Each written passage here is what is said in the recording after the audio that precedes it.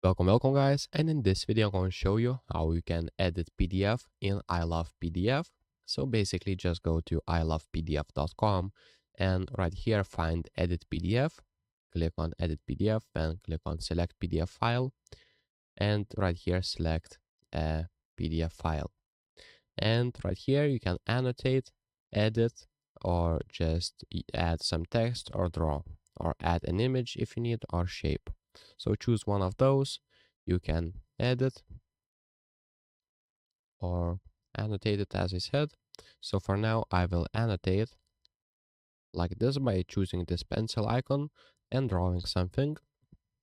And now what I can do is click edit PDF, and now I will be able to download that PDF. And as you can see, now my PDF is edited and has this drawing line.